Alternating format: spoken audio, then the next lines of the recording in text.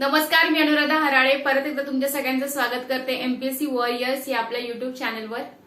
आज आपण असंक्रामक रोग पाहणार आहोत। असंक्रामक रोग म्हणजे काय की जे रोग एका व्यक्तीकडून दुसऱ्या व्यक्तीकडे पसरत नाहीत किंवा स्प्रेड होत नाहीत। उदाहरणार्थ मधुमेह, हृदयरोग आणि कर्करोग। जर मधुमेही किंवा हृदयरोगी किंवा कर्करोगी जर आपल्या बाजूला बसलेला असेल तर आपल्याला तो रोग होत नाही, कारण हे असंसर्गजन्य असतात। या रोगांचीच आपण माहिती घेणार आहोत।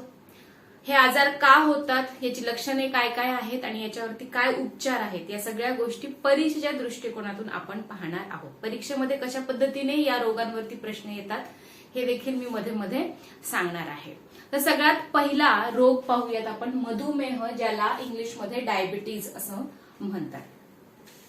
तर बघा, कर्बोदके म्हणजे कार्बोहायड्रेट्सचा जो व्हिडिओ होता पोषणाचा, त्याच्यामध्ये सांगितलं होतं मी की ज्यावेळेस आपण कर्बोदक म्हणजेच भाकरी, पोळी किंवा भात, बाजरी यासारखे पदार्थ ज्याच्यामधनं कर्बोदक आपल्याला मिळतात, ज्यावेळेस आपण हे खातो त्यावेळेस त्या कर्बोदकांमधून आपल्याला एनर्जी मिळते, ऊर्जा देण्याचं कार्य हे करतं।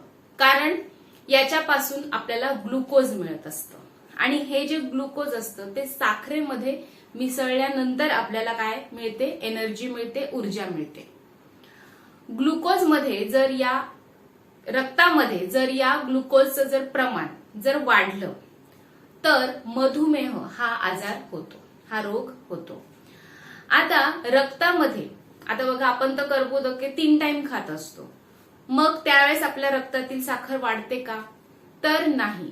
रक्तातील साखरेवर नियंत्रण ठेवायचं कार्य इन्सुलिन नावाचं संप्रेरक करत असतं। तर इथे प्रश्न तयार होतो की इन्सुलिन हे संप्रेरक कोणामार्फत सिक्रीट होतं किंवा स्त्रवतं? तर स्वादुपिंड। त्याच्यानंतर स्वादुपिंडामधून अल्फा, बीटा आणि डेल्टा नावाच्या पेशी असतात। त्यापैकी बीटा पेशींमधून हे हार्मोन्स स्त्रवतात। तर बीटा पेशी हे देखील इथे लक्षात ठेवायचं आहे। आणि कोणतं संप्रेरक रक्तातील साखरेवरती नियंत्रण ठेवतं? तर कोणतं संप्रेरक लक्षात ठेवायचं आहे? इन्सुलिन। हे 2 ते 3 प्रश्न इथे विचारलेले असतात, विचारले गेलेले आहेत, ते तुम्हाला लक्षात ठेवायचे आहेत। तर रक्तातील साखरेचं प्रमाण नियंत्रित ठेवण्याचं कार्य इन्सुलिन करतं। ज्यावेळेस इन्सुलिन कमी पडतो हे कार्य करण्यासाठी, त्यावेळेस मधुमेह होतो। ठीक आहे, तर कोणकोणते कारण आहेत ते आता आपण पाहूयात। सगळ्यात पहिलं कारण आहे स्वादुपिंडाचे विकार। ठीक आहे, स्वादुपिंडाचे विकार। त्याच्यानंतर आहे म्हणजेच स्वादुपिंडाला किंवा पॅन्क्रियाला जर काही आजार वगैरे झालेला असेल तर मधुमेह हा रोग होऊ शकतो। त्याचप्रमाणे काही कारणास्तव जर इन्सुलिनची निर्मितीच कमी होत असेल बीटा पेशींमार्फत, तरी देखील मधुमेह हा आजार होऊ शकतो। त्याच्यानंतर काही अनुवंशिक दोष, जसं की आईवडिलांनाच जर डायबिटीज असेल, आईवडिलांपैकी कोणाला तरी, तर खूप जास्त चान्सेस आहे की तुम्हाला देखील तो आजार होऊ शकतो। तर हे काही कारण आहे। त्याचप्रमाणे जर बीटा पेशींचा जर ऱ्हास झालेला असेल, बीटा पेशींचा जर ऱ्हास होत असेल काही कारणास्तव, तरी देखील मधुमेह हा आजार होऊ शकतो। तर ही झालेली आहेत कारणे। त्याच्यानंतर काही लक्षणे बघायची आहेत। आपल्याला काही लक्षणे आढळतात जेणेकरून आपल्याला समजू शकतं की आपल्या शरीरामध्ये काही ना काही बिघाड झालेला आहे। त्याच्यावरून आपण डॉक्टरांकडे जाऊ शकतो आणि तसं सांगितल्यानंतर ते आपला योग्य इलाज करू शकतात। जसं की मधुमेहामध्ये 3Ps तुम्हाला लक्षात ठेवायचे आहेत। पहिला P आहे पॉलियुरिया। पॉलियुरिया म्हणजे काय? बहुमूत्रता। जर वारंवार जर लघवी होत असेल, नेहमीपेक्षा जास्त लघवी आणि वारंवार होत असेल, तर तुम्हाला मधुमेह होण्याचे चान्सेस असतात। त्याच्यानंतर आहे पॉलिडिप्सिया म्हणजे खूप तहान लागते, वारंवार तहान लागते। त्यानंतर आहे पॉलिफेजिया म्हणजे अचानक वजन कमी होतं। जे आपलं नॉर्मल वजन असतं त्यापैकी खूपच वजन जर घटलेलं असेल काही महिन्यांमध्ये, तर तुम्हाला लक्षात घ्यायला पाहिजे की काही ना काही आपल्या शरीरामध्ये बदल झालेला आहे। त्याच्यानंतर काही लक्षणे आहेत, जसं की जखमा न भरणे, थकवा येणे, त्याचप्रमाणे दृष्टी अंधुक होणे, आणि बीटा पेशींचा ऱ्हास, हे तर इथेच लक्षणांमध्येच यायला पाहिजे, बीटा पेशींचा ऱ्हास. आणि सिस्टिक फायब्रोसिस म्हणजेच काय, तर स्वादुपिंडाचे काही ना काही विकार जर तुम्हाला झालेले असतील तरी देखील तुम्ही चेक करायला पाहिजे की इन्सुलिनचं कार्य व्यवस्थित चालू आहे का नाही. ते त्यानंतर याच्यावरती उपचार जे आहेत, उपचारावरती प्रश्न विचारला जातो की मधुमेहासाठी कोणती उपचार पद्धती अवलंबली जाते. तर एकच उपचार आहे, तो म्हणजे इन्सुलिनचं इंजेक्शन घेणे. याच्याशिवाय दुसरा पर्याय नाहीये, कारण अजून तरी त्याच्यामध्ये काही शोध वगैरे लावलेला नाहीये. मधुमेह हा मरेपर्यंत साथ करणारा आजार आहे, याच्यावरती औषधोपचार निघालेले नाहीयेत अजून तरी. त्यामुळे इन्सुलिनची इंजेक्शन घेणे हाच एक पर्याय हातामध्ये राहतो. त्याचप्रमाणे जर आपण योग्य आहार आणि जर व्यायाम केला तर मधुमेह हा आजार थोडा कंट्रोलमध्ये राहू शकतो. पुढचा आजार आहे हृदयरोग. हृदयरोगामध्ये प्रश्न बघा, त्याच्या रोगांवरती विचारले जातात की खालीलपैकी कोणता रोग हा हृदयाशी संबंधित आहे. मग ऑप्शनमध्ये उच्च रक्तदाब, त्याचप्रमाणे कमी रक्तदाब, मायोकार्डियल इन्फार्क्शन किंवा हार्ट अटॅक यापैकी जर कोणता आजार दिसत असला तर तुम्हाला हृदय याशी संबंधित आजार तिथे माहिती असले पाहिजे. ठीक आहे, त्याच्यावरती जास्त याच्यावरती प्रश्न विचारले गेलेले आहेत. आणखी कशावर विचारले गेलेले आहेत ते आता पाहूयात. हृदयरोग याच्यामध्ये सगळ्यात पहिला आजार बघूयात, उच्च रक्तदाब, ज्याला हायपर टेन्शन असं म्हणतात. हायपर म्हणजे उच्च किंवा जास्त आणि हायपो म्हणजे काय, कमी. तर उच्च रक्तदाब, हाय ब्लड प्रेशर. आता जर बघा नॉर्मली ब्लड प्रेशर हे किती असायला पाहिजे, 120/80. मी हृदय आणि रक्ताभिसरण संस्थामध्ये याबद्दल डिटेल बोललेली आहे. हृदयाचं कार्य कशा पद्धतीने चालतं, रक्ताभिसरण कशा पद्धतीने होतं, या सगळ्या गोष्टी मी तिथे सांगितलेल्या आहेत. तुम्ही तो जाऊन व्हिडिओ बघू शकता. तर तिथे देखील सांगितलं होतं की ब्लड प्रेशर हा नॉर्मल व्यक्तीचा 120/80 असायला पाहिजे, हुच्या अनुसार, WHO अनुसार. ज्या वेळेस हा बीपी 160/95 इतका होतो त्यावेळेस असं म्हणतात की त्या व्यक्तीला काय आहे, हायपर टेन्शन हा रोग आहे. तर बघा बीपी कोणत्या उपकरणावरती देखील भरपूर प्रश्न विचारले जातात, त्याच्यावर मी व्हिडिओ बनवणारच आहे. पण इथे तुम्हाला लक्षात ठेवायचं आहे, 2 उपकरणं, हृदयाचे ठोके मोजण्यासाठी कोणतं उपकरण वापरलं जातं तर स्टेथोस्कोप, आणि बीपी म्हणजेच रक्तदाब मोजण्यासाठी कोणतं उपकरण वापरलं जातं तर स्पाइग्मोमॅनोमीटर. हे इथे लक्षात ठेवायचं आहे. तर उच्च रक्तदाबाची म्हणजेच हायपरटेन्शनची काय काय कारणे आहेत, तर व्यक्तीचं वय, जर जास्त वय असेल तर बीपीचा त्रास होऊ शकतो. त्यानंतर अतिलठ्ठपणा आणि काही अनुवंशिक कारणे जर असतील तरी देखील हाय ब्लड प्रेशर होऊ शकतं. त्याचप्रमाणे मिठाचं जर प्रमाण जास्त असेल, क्षारांचं प्रमाण जर जास्त असेल आहारामध्ये तरी देखील ब्लड प्रेशर वाढतं. असं म्हणतात की आपण रोज फक्त 5 ग्रॅम इतकंच मिठाचं सेवन केलं गेलं पाहिजे. त्याच्यापेक्षा जर जास्त आपलं सेवन होत असेल मिठाचं तर बीपीचा त्रास होऊ शकतो. त्यानंतर संतृप्त मेद, मद्यप्राशन जर करत असाल किंवा मधुमेह जरी असेल तरी ब्लड प्रेशरचा धोका वाढतो. त्यानंतर दुसरा आजार लक्षात ठेवायचा आहे हृदयरोगासंबंधित, तो आहे कमी रक्तदाब म्हणजेच हायपोटेन्शन. याच्यामध्ये जर ब्लड प्रेशर 100/60 इतका असेल तर असं म्हटलं जातं की त्याला लो बीपीचा त्रास आहे. कमी रक्तदाब म्हणजेच काय, लो बीपी. आणि लो बीपी याची काही कारणे आहेत, जसं की फॅमिली हिस्ट्री असणे म्हणजेच अनुवंशिक दोष, आणि काही जर मेडिसिन घेत असू तर त्याचे काही साईड इफेक्ट होत असतील तरी देखील लो बीपीचा त्रास संभवतो. लो बीपी मध्ये काय होतं, ऑक्सिजनचा पुरवठा कमी होत असल्यामुळे हृदयाला ज्यावेळेस रक्त आलिंदामधून निलयामध्ये येतं त्यावेळेस निलय काय करतं, पंप करतं आणि मग सगळ्या शरीराला रक्त पुरवठा होतो. पण जर ऑक्सिजनचाच पुरवठा जर कमी होत असेल, रक्ताचाच पुरवठा जर कमी होत असेल हृदयाला, तर हे पंपिंगचं जे काम आहे, पंप करून वरती सगळ्या शरीराला पाठवणं, हे कमी होतं हृदयाचं कार्य. याच्यामध्ये तो अक्षम राहतो आणि मग मेंदूला ऑक्सिजनचा पुरवठा कमी झाल्यामुळे या व्यक्तीला चक्रा येतात, डिझीनेस वगैरे, फील होऊ शकतो. त्यामुळे असं म्हणतात की जर उच्च रक्तदाब असेल तर एक वेळ ओके आहे, कारण त्याच्यावरती काही औषधोपचार केले जातात आणि ब्लड प्रेशर नॉर्मल आणल्या जाऊ शकतं. पण लो बीपी मध्ये जरा रिस्क असते, कारण बीपी नॉर्मल कसा करणार जर हायपो असेल तर. ठीक आहे, त्यामुळे हे थोडंसं रिस्की आहे हा रोग. त्यानंतरचा तिसरा आहे मायोकार्डियल इन्फार्क्शन. याच्यावरती प्रश्न विचारला गेलेला आहे की खालीलपैकी कोणता रोग हा हृदयाशी संबंधित आहे. मग आपल्याला heart attack, high BP, low BP हे सगळं माहित असतं, पण मायोकार्डियल इन्फार्क्शन हा आजार आपल्याला लक्षात नसतो, ज्याला MI असं म्हणतात. ह्याच्यामध्ये देखील हृदयाला ऑक्सिजनचा पुरवठा कमी झाल्यामुळे हृदयामध्ये असलेल्या मायोकार्डियल ज्या मसल्स असतात ह्या डॅमेज होतात.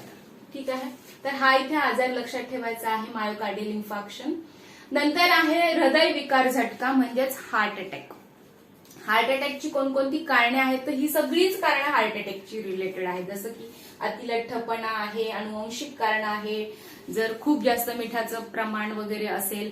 त्याचप्रमाणे काही कारणे आहेत जसं की धूम्रपान, खूप वर्षांपासून धूम्रपान, मग ते तंबाखूचं सेवन असेल, सिगारेट ओढणं असेल किंवा मद्यपान करणं असेल. त्याचप्रमाणे हाय ब्लड प्रेशर, जर ब्लड प्रेशरचं प्रमाण जर जास्त असेल म्हणजेच हाय बीपी असेल, मधुमेह असेल, अतिलठ्ठपणा असेल, बैठ काम जर असेल, शरीराची अजिबातच हालचाल होत नसेल, सगळीच कामं बसूनच असतील तरी देखील हृदयाला त्रास होतो. त्याच्यानंतर याच्यामध्ये काही अजून कारणे आहेत जसं की हृदयाला जर ऑक्सिजनचा पुरवठा जर कमी होत असेल. ऑक्सिजनचा पुरवठा कमी कसा होणार आहे, जर रक्ताचाच पुरवठा जर कमी होत असेल. आता रक्ताचा पुरवठा कमी कसा होतो, धमन्यांमधून ज्यावेळेस हे रक्त पास होत असतं, जर या धमन्यांमध्ये कोलेस्ट्रॉलचं जर डिपॉझिशन झालेलं असेल तर हे जे रक्त खाली 100% यायला पाहिजे होतं हृदयामध्ये, ते 10-20%च खाली येतं. त्यामुळे हृदयाला रक्ताचा पुरवठा कमी होतो. पर्यायी ऑक्सिजनचा पुरवठा कमी होतो, कारण रक्तामधनच ऑक्सिजन जाणार आहे. त्याच्यानंतर काही पोषण द्रव्यांचा देखील पुरवठा जर कमी झाल्यामुळे हृदयाचं काम व्यवस्थित होत नाही. धमनी काठिन्यता हा देखील एक आजार तुम्हाला इथे लक्षात ठेवायचा आहे, ज्याच्यामध्ये कोलेस्ट्रॉलचं डिपॉझिशन धमन्यांमध्ये होतं. ठीक आहे, तर हृदयाशी संबंधित धमनी काठिण्य हा अजून एक आजार आहे. त्याचप्रमाणे परिरद्ध रोग हा देखील, कोरोनरी हार्ट डिसीज हा देखील आजार तुम्हाला लक्षात ठेवायचा आहे. तर आता बघा काही उपाय याच्यावरती. सगळ्यात महत्वाचा उपाय म्हणजे स्ट्रेस कमी घेणं. ज्या पद्धतीने कोलेस्ट्रॉलचं आत डिपॉझिशन झाल्यामुळे रक्ताचा जो फ्लो असतो तो कमी होतो हृदयाला. जर आपण खूप इमोशनली स्ट्रेस घेत असू कोणत्याही गोष्टीचा, तर ह्या ज्या धमन्या आहेत त्या अशा पद्धतीने नॅरो होऊन जातात, ज्या की सरळ असायला पाहिजे त्या नॅरो होऊन जातात. आणि जरी कोलेस्ट्रॉलचं प्रमाण जरी कमी असलं तरी धमन्या जरी लहान झाल्या तरी रक्ताचा पुरवठा हृदयाला कमी होणार आहे. त्यामुळे स्ट्रेस कमी घेणं, त्याचप्रमाणे तेलकट तुपकट पदार्थ कमी खाणं, जेणेकरून कोलेस्ट्रॉल शरीरामध्ये वाढणार नाही. त्यानंतर 2 महत्वाचे प्रश्न जे परीक्षेमध्ये विचारले गेलेले आहेत की कोणतं असं तेल आहे जे हृदयरोगांसाठी वरदान आहे किंवा खूप चांगलं आहे, तर ते आहे करडईचं तेल. आपण ऍड बघत असतो सफोला ऑइल वगैरे, तर हे सफोला ऑइल म्हणजे काय, तर करडईचंच तेल आहे. त्याच्यानंतर कोणती वनस्पती आहे जी हृदयरोगांसाठी चांगली असते, तर ती आहे तुळस. तर ह्या 2 गोष्टी देखील इथे लक्षात ठेवायच्या आहेत. काही टेस्ट म्हणजे चाचण्या हृदयाशी संबंधित, त्याच्यावर देखील प्रश्न विचारल्या जातात की कोणती चाचणी आहे जी हृदयाशी संबंधित आहे खालीलपैकी. मग ECG तुम्हाला इथे लक्षात ठेवायचं आहे, इलेक्ट्रोकार्डिओग्राफ. त्याच्यानंतर इको टेस्ट असते एक, इको 2D इको ही देखील टेस्ट आहे जी हृदयाशी संबंधित आहे. त्याचप्रमाणे ट्रेडमिल टेस्ट असते, ट्रेडमिल वरती पळायला वगैरे लावतात डॉक्टर आणि मग बघतात की हार्टचं फंक्शनिंग व्यवस्थित होत आहे की नाही. तर हे या काही टेस्ट, उपाय, त्याच्यानंतर हे रोगांची नावं देखील तुम्हाला याच्यामध्ये लक्षात ठेवायची आहे, ज्यावरती परीक्षेमध्ये प्रश्न विचारले गेलेले आहेत. यानंतर शेवटचा आणि अतिशय महत्वाचा आजार म्हणजे कर्करोग, ज्याला कॅन्सर असं आपण सामान्य भाषेत आता म्हणायला लागलेलो आहोत. खूप जास्त पेशंट कॅन्सरचे आता वाढत आहेत. बघा याच्यावरती प्रश्न विचारला जातो की पेशींची अनियंत्रित व अनियमित वाढ याला कोणता आजार म्हणतात? तर कर्करोग. हे तुम्हाला इथे लक्षात ठेवायला पाहिजे, म्हणजे डेफिनेशन वरून देखील प्रश्न विचारलेला आहे, त्यामुळे इथे लिहिलेलं आहे मी. आता बघा, कर्करोगामध्ये काय होत असतं? गाठ होत असते. शरीराच्या कोणत्याही भागात, कोणत्याही पेशीला, कोणत्याही उतीला ही गाठ होऊ शकते. गाठींचे 2 प्रकार आहेत. एक आहे निरुपद्रवी गाठ, ज्याला बेनाइन ट्युमर असं म्हणतात, आणि दुसरी आहे दुर्दम्य गाठ किंवा मारक गाठ, ज्याला मॅलिग्नंट ट्युमर असं म्हणतात. तर ही जी पहिली गाठ आहे, निरुपद्रवी गाठ, ही देखील शरीराच्या कोणत्याही भागात, कोणत्याही पेशीला आणि उतीला होऊ शकते. पण त्या गाठ आलीये असं ज्यावेळेस समजल्यानंतर, ज्यावेळेस आपण डॉक्टरांकडे जाऊ आणि ती जर गाठ काढून टाकली डॉक्टरांनी, तर या गाठीमुळे इतर अवयवांना किंवा इतर आपल्या शरीराला काही इजा पोहोचत नाही. दुसरीकडे या गाठींच्या पेशी पसरत नाही, परत या गाठी होत नाही. म्हणजे एकदा ही गाठ काढल्यानंतर आपल्या शरीराला तसा काही त्रास होत नाही. ठीक आहे, म्हणून याला म्हणायचं आहे निरुपद्रवी गाठ. पण दुसरी जी गाठ आहे, दुर्दम्य गाठ, म्हणूनच याला मारक गाठ म्हणतात. कारण जरी आपल्याला समजलं, जसं की फुफ्फुसामध्ये गाठ झालेली आहे, हे एक्सरे मधून आपल्याला समजलं, श्वास घ्यायला वगैरे त्रास होतो, मग आपण डॉक्टरांकडे जातो, मग एक्सरे वगैरे काढल्यानंतर तिथे गाठ आहे असं निदान झाल्यानंतर ज्यावेळेस डॉक्टर ती गाठ काढून टाकतात, तरी देखील या गाठी ज्या असतात त्या एका ठिकाणी झाल्यानंतर यांच्या पेशी शरीराच्या इतर भागामध्ये देखील पसरू शकतात. म्हणजेच फुफ्फुसाला झालेली गाठ ही मेंदूपर्यंत देखील पोहोचू शकते, म्हणजे याच्या पेशी पोहोचू शकतात. जरी फुफ्फुसामधून आपण गाठ काढली तरी याच्या पेशी त्यांचं कार्य मेंदूमध्ये सुरू करतात आणि तिथे पेशींची अनियंत्रित वाढ व्हायला सुरुवात होते. म्हणजे एका ठिकाणाहून जरी गाठ काढली तरी शरीराच्या दुसऱ्या भागामध्ये गाठ होण्याची शक्यता या दुर्दम्य गाठीमध्ये आढळल्या जाते. म्हणूनच यांना मारक गाठी असं म्हणतात. याची लक्षणे काय काय आहे? कसं समजणार आपल्याला की कर्करोग झालेला आहे? याची लक्षणेच आढळत नाहीत. आपल्याला हा पेशंट ज्यावेळेस समजतं, बघा आपल्या कोणा रिलेटिव्ह मध्ये, कोणामध्ये आपल्या कोणत्या ना कोणत्या रिलेटिव्हला कॅन्सर हा झालेलाच असतो आणि आपल्याला असं आठवतं की हा व्यक्ती तर किती चांगला होता, 1-2 वर्षापूर्वी आपण ज्यावेळेस भेटलो त्यावेळेस किती नॉर्मल होती ती व्यक्ती. म्हणजे त्यांना देखील ती लक्षणं समजत नाहीत. काही वर्षानंतर त्रास व्हायला लागतो, त्यावेळेस समजतं की काहीतरी प्रॉब्लेम झालेला आहे आणि मग नंतर कॅन्सरचं निदान होतं. जोपर्यंत कॅन्सर हा 2nd स्टेज आणि 3rd स्टेज पर्यंत देखील गेलेला असतो आणि मग त्याचं निदान करायला थोडंसं अवघड जातं. खूपच कमी व्यक्तींमध्ये लकीली समजतं ज्यावेळेस ते 1st स्टेजमध्येच कॅन्सर असतो. ज्या व्यक्ती रेग्युलर बॉडी चेकअप वगैरे करतात आणि मग डॉक्टर सगळे टेस्ट रिपोर्ट वगैरे व्यवस्थित बघितल्यानंतर कुठेतरी काहीतरी त्यांना आढळल्यानंतर मग ते स्पेशल टेस्ट करायला लावतात. त्याच्यामधनं जर निदान झालं तर आपल्याला 1st स्टेजमधून देखील कर्करोगाचं निदान झाल्यानंतर आपण त्याच्यावरती व्यवस्थित ट्रीटमेंट घेऊ शकतो. पण आपण रेग्युलरली बॉडी चेकअप न केल्यामुळेच नंतर आपल्याला समजतं ज्यावेळेस कर्करोग हा 2nd 3rd स्टेजमध्ये जातो. तर सुरुवातीला तर याची लक्षणं आढळतच नाहीत, पण काही लक्षणे आहेत जसं की न भरणाऱ्या जखमा आहेत, असाधारण रक्तस्राव, अपचन, ताप, वजन कमी होणं, खूप थकवा येणं आणि त्वचेमध्ये बदल, हे काही लक्षणे आहेत. पण ही जी लक्षणे आहेत ती नॉर्मल आजारामध्ये देखील आपल्याला दिसतात. ताप जरी आला तरी आपल्याला अपचन वगैरे होतं, जर आपण काही काळ आजारी असू तर आपलं वजन देखील कमी होतंच. त्यामुळे ही लक्षणे जी आहेत ती एवढी इम्पॉर्टंट नाही ठरत कर्करोगामध्ये. आता कर्करोगाचे काही टाइप्स बघूयात आपण. कर्करोगाचे 200हून अधिक प्रकार आहेत, 200हून अधिक टाइप्स आहेत. त्यामुळे ते सगळेचे सगळे घेणं शक्य नाहीयेत, कारण कर्करोग हा कोणत्याही पेशीला उतीला होत असल्यामुळे याचे नवीन नवीन प्रकार दरवेळेस समोर येत आहेत. पण परीक्षेच्या दृष्टिकोनातून काही 8-9 टाइप्स आहेत, ते तुम्हाला इथे लक्षात ठेवावे लागणार आहेत, कारण याच्यावरती प्रश्न विचारला जातो. कार्सिनोमा हा एक कॅन्सर आहे जो की अभिस्तर पेशींना होतो किंवा त्वचेचा कॅन्सर याला म्हणू शकता तुम्ही. त्यानंतर सार्कोमा हा आहे संयोजी उतींना होणारा कॅन्सर. कनेक्टिव्ह टिश्यू जिथे असतात तिथे हा कॅन्सर सार्कोमा होऊ शकतो, जसं की हाडांच्या पेशी किंवा मसल सेल्स वगैरे. त्याच्यानंतर आहे लिम्फोसा, हा आहे लसिका पेशींना होणारा कॅन्सर. ल्युकेमिया म्हणजे रक्ताचा कॅन्सर, रक्ताचा त्यातल्या त्यात WBC म्हणजे श्वेत पेशींचा कॅन्सर असं देखील याला म्हणू शकतो ल्युकेमियाला. त्याच्यानंतर आहे सेमिनोमा, हा वृषणाचा म्हणजे टेस्टिसला होणारा कॅन्सर आहे. नंतर आहे डिसजर्मोनोमा, हा अंडाशयाला होणारा कॅन्सर आहे. त्यानंतर ब्लास्टोमा, हा अपरिपक्व पेशींचा कॅन्सर आहे. तर कपोसिस सार्कोमा, हा देखील त्वचेला होणारा कॅन्सर आहे. आणि शेवटचा आहे CNS कॅन्सर म्हणजे सेंट्रल नर्वस सिस्टीमला होणारा कॅन्सर, जो की मेंदूच्या आणि मज्जासंस्थेच्या पेशींना होणारा कॅन्सर आहे. तर हे काही इम्पॉर्टंट टाइप्स होते जे तुम्हाला लक्षात ठेवायचे. आता हा जो कॅन्सर आहे याची नेमकी कारणं काय काय आहेत ते आता आपण पाहूयात.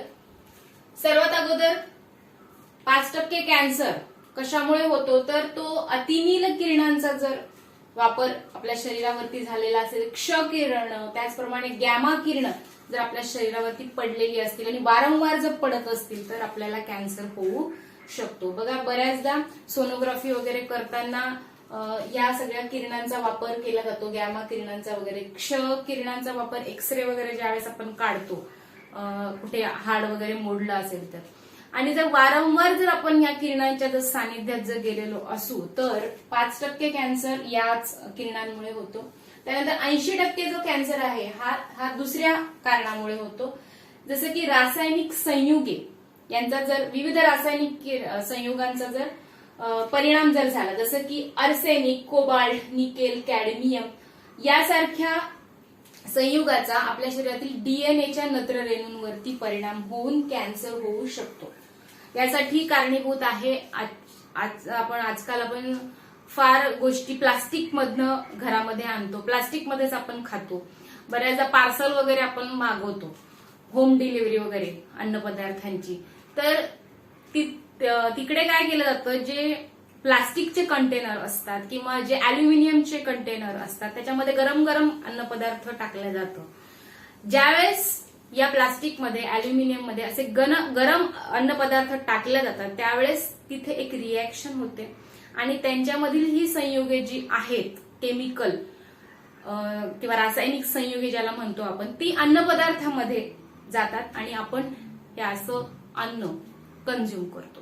आणि हे जे अन्नपदार्थ आहे, जर आपण वारंवार जर असं बाहेरचे अन्नपदार्थ जर खात असू, प्लास्टिकमध्ये, अॅल्युमिनियमच्या फॉईल मधले, अॅल्युमिनियमच्या कंटेनर मधले, तर आपल्याला कॅन्सर होऊ शकतो. त्याचप्रमाणे जर घरामध्ये अॅल्युमिनियमच्या भांड्यामध्ये जर स्वयंपाक होत असेल तर रोज आपण जर त्या भांड्यामधील भाजी खात असू, पोळी खात असू, तरी देखील आपल्याला काही कालावधीनंतर, याला खूप वर्ष लागतात, पण काही कालावधीनंतर कर्करोग होऊ शकतो. त्याचप्रमाणे आपण आपल्या घरामध्ये काही वॉटर फिल्टर्स वगैरे लावलेले असतात. आपल्याला असं वाटतं की आपण फार शुद्ध पाणी वगैरे पितोय, पण आपण कोणतीच असा पाण्याचा सोर्स ठेवलेला नाही जिथे प्लास्टिक टाकलेलं नाहीये. मग ते विहीर असो, नदी असो, नाले असो, समुद्र असो, सगळीकडे प्लास्टिक पसरलेलं आहे. त्यामुळे त्यांच्यामधील जी रासायनिक संयुगे आहेत ती पाण्यामध्ये मिसळली गेलेली आहेत. त्यामुळे जरी आपण फिल्टरचं पाणी पित असलो तरी फिल्टर काय करत असतं, कार्बन गाळत असतं, गाळ पाण्यातला जी घाण असते ती गाळत असतो, बाकी काही गाळत नसतो, संयुग वगैरे काही गाळत नाही. त्यामुळे ती देखील आपल्या रक्तामध्ये जात आहेत आणि काही काला म्हणून आजकाल कॅन्सरचे जे प्रमाण वाढलेलं आहे ते सगळं याच गोष्टींमुळे, प्लास्टिकचा वापर झाला, अॅल्युमिनियम सारख्या भांड्यांचा वापर झाला. जास्त करून प्लास्टिकच रिस्पॉन्सिबल आहे, मला तर असं वाटतं. त्याच्यानंतर विषाणूंमुळे, काही रोगांचे जे विषाणू आहेत त्यांच्यामुळे देखील कॅन्सर होऊ शकतो, जसं की हिपॅटायटिस बी आणि हिपॅटायटिस सी या विषाणूंमुळे देखील कॅन्सर होऊ शकतो. लिव्हर कॅन्सर, यकृताचा कॅन्सर त्यामुळे होऊ शकतो.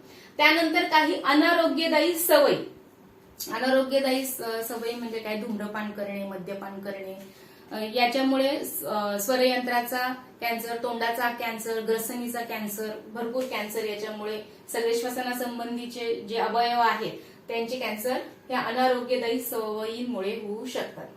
आता इथे चाचणी खूप महत्वाची आहे. चाचणीवरती प्रश्न विचारला गेलेला आहे की कोणती चाचणी, खालीलपैकी कोणती चाचणी ही कर्करोगासाठी, कर्करोगाचं निदान करण्यासाठी वापरली जाते. तर बायोप्सी टेस्ट, बायोप्सी टेस्ट मध्ये डॉक्टरांना ज्या भागाचा म्हणजे ज्या भागात कॅन्सर आहे असा संशय येतो तेथील काही पेशी किंवा उतींचा तुकडा काढला जातो आणि त्याचं ऑब्झर्वेशन केलं जातं, त्याच्यावरती काही बघितलं जातं की याच्यामध्ये काही कॅन्सर सेल्स वगैरे प्रेझेंट आहेत की नाही. तर ही आहे बायोप्सी टेस्ट. तर फक्त तुम्हाला इथे नाव लक्षात ठेवायचं आहे, काय करतात हे इम्पॉर्टंट नाहीये, फक्त बायोप्सी ही ट्रीटमेंट कॅन्सरशी रिलेटेड आहे एवढं लक्षात ठेवायचं आहे. नंतर उपचारावरती भरपूर प्रश्न विचारले जातात, त्यामुळे उपचार लक्षात ठेवायचे आहेत. सगळ्यात पहिला उपचार म्हणजे कर्करोगग्रस्त जी पेशी आहे, जी उती आहे किंवा जी गाठ आहे ती संपूर्णपणे काढून टाकणे. जर ती निरुपद्रवी जर गाठ असेल तर तो व्यक्ती कर्करोग मुक्त होऊ शकतो, पण दुर्दम्य गाठ असेल ती इतरत्र पसरू शकते, त्यामुळे त्याला बॉडी चेकअपला वारंवार डॉक्टरांकडे जावं लागेल. तर निरुपद्रवी गाठ असेल तर काहीच प्रॉब्लेम नाही, पण जर ती दुर्दम्य गाठ निघाली तर मात्र कोबाल्ट-60 आपण ऐकलेलं आहे की किमोथेरपी चालू आहे त्याची किंवा रेडिओथेरपी चालू आहे. तर किमोथेरपी म्हणजे काय, तर कोबाल्ट-60 या किरणांचा मारा केला जातो शरीराच्या त्या भागावर जिथे ती गाठ आढळलेली असते, जेणेकरून ती गाठ संपूर्णपणे विरघळवून टाकली जाते. त्याच्यानंतर I-131 ही जी आहे थायरॉइड ग्रंथीशी रिलेटेड आहे. तुम्ही इथे आय फॉर आयोडीन असं देखील लक्षात ठेवू शकता. त्यामुळे थायरॉइड ग्रंथीशी रिलेटेड हा कॅन्सर आहे. त्याच्या म्हणजे थायरॉइड ग्रंथीला जर कॅन्सर झालेला असेल तर I-31 ही उपचार पद्धती अवलंबिली जाते. त्यानंतर फॉस्फरस-22 रक्ताचा जर कॅन्सर असेल तर हा उपचार. त्यानंतर सोडियम-24 रक्ताभिसरणामध्ये जर काही अडथळे जर दिसत असेल तर त्यासाठी सोडियम-24 ही उपचार पद्धती. त्यानंतर जर मेंदूमधील ट्युमर जर डिटेक्ट झाला तर आर्सेनिक आणि आयोडीन ही उपचार पद्धती अवलंबिली जाते. ब्रेस्ट कॅन्सर जर आहे असं समजलं तर त्यावेळेस टॅमोक्झिफेन आणि रेलोक्झिफेन ही उपचार पद्धती. त्यानंतर शरीरामध्ये जर कुठे गाठी आहेत की नाही हे शोधण्यासाठी अल्ट्रासॉनिक स्कॅनिंग ही उपचार पद्धती अवलंबिली जाते. तर तुम्हाला हे काही उपचार आहेत ते लक्षात ठेवायचे आहेत, बऱ्याचदा परीक्षेमध्ये विचारले गेलेले आहेत. आजच्या व्हिडिओमध्ये आपण असंसर्गजन्य किंवा असंक्रामक रोग पाहिलेले आहेत. याच्यामध्ये मधुमेह, हृदयरोग आणि कॅन्सर म्हणजेच कर्करोग याविषयी परीक्षाभिमुख पद्धतीने आपण माहिती पाहिलेली आहे. जर आजचा व्हिडिओ आवडला असेल, तुम्हाला जर या व्हिडिओमुळे थोडीफार मदत झालेली असेल तुमच्या अभ्यासामध्ये, तर जरूर लाईक करा, शेअर करा आणि सबस्क्राईब करा जर तुम्ही नवीन असाल तर. आपण भेटूयात पुढच्या व्हिडिओमध्ये नवीन टॉपिकसह. तोपर्यंत धन्यवाद.